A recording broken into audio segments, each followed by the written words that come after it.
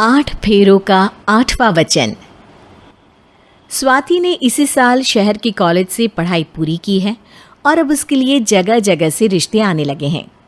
स्वाति से ज़्यादा उसके रिश्तेदारों को उसकी शादी की चिंता है, इसीलिए जो भी स्वाति के घर आता वो किसी नए लड़के की खबर ज़रूर ले आता। अरे दीदी, ये फोटो देख के बताओ कैसा है। राहुल नाम है लड़के का, मेरी सहेली की बहन का बेटा है। अपनी स्वाति के साथ एकदम प्यारी जोड़ी लगेगी इसकी। ज़रा दिखाना, फोटो तो बढ़िया लग रहा है। कोई गलत आदत वादत तो नहीं है ना इसे? और कमाता कितना है? अरे कोई गलत आदत नहीं है दीदी, आप कहो तो एक मीटिंग करवा देती हूँ, फिर सब कुछ फाइनल कर लेना। हाँ, ये सही कह रही हो तुम।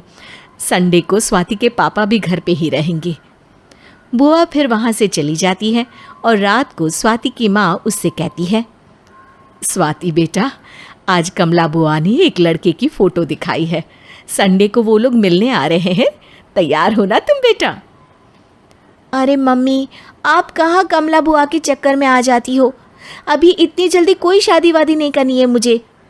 अरे बेटा, अच्छा लड़का है, बुआ जानती है उसे अच्छे से। हाँ स्वाति बेटा, एक बार मिल तो लो, बाद में देखेंगे आगे क्या करना है। वैसे तो कमला रिश्ता लाई है तो मना करने का तो कोई सवाल ही नहीं उठता। संडे की सुबह होती है और कमला बुआ राहुल और उसके मम्मी पापा को लेकर स्वाति के घर आती है।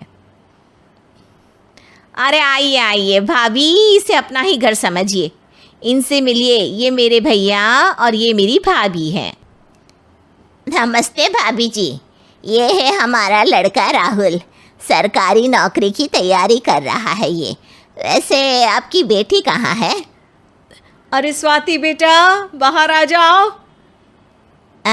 वैसे कितनी पढ़ाई की है स्वाति ने? जी, पोस्ट ग्रेजुएट है हमारी बेटी साइंस में। ये सब तो ठीक है, पर घर संभालना जानती है या नहीं? हमें कौन सी इससे नौकरी करवानी है, नौकरी तो मेरा बेटा करेगा ही। पर मैंने इतनी पढ़ाई की है और आप चाहती हैं कि मैं घर पर ही बैठी रहूं? अरे स्वाति बेटा, ये बड़ों की बात में तुम कहाँ बोल पड़ी? हम सब देख लेंगे क्या करना है क्या नहीं।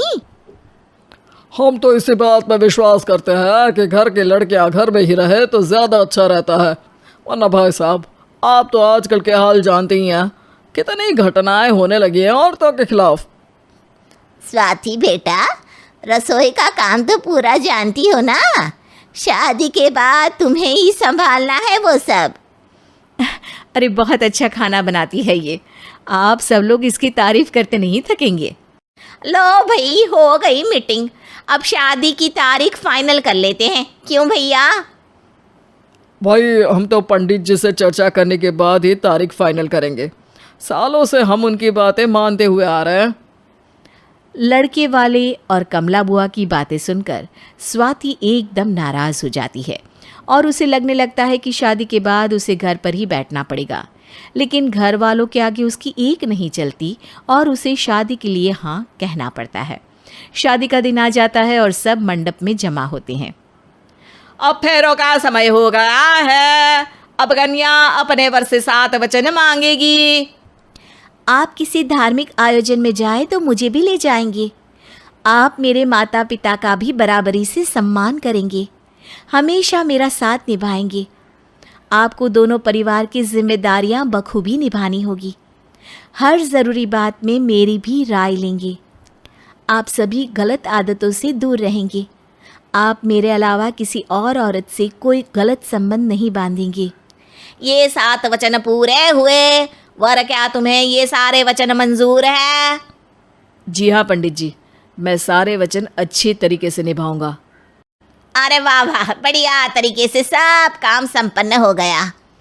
तो इसी के साथ विवाह संपन्न हुआ और आज से ये दोनों पति पत्नी हुए। 1 मिनट पंडित जी, अभी एक वचन लेना बाकी है।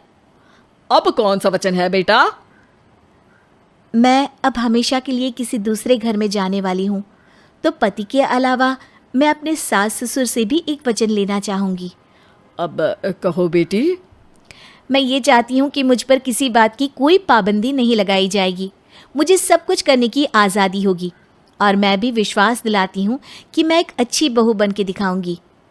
स्वाति की बात सुनकर उसके सास ससुर एकदम चौंक जाते हैं और कुछ बोल नहीं पाते कि उतने में कमला बुआ बोल पड़ती है।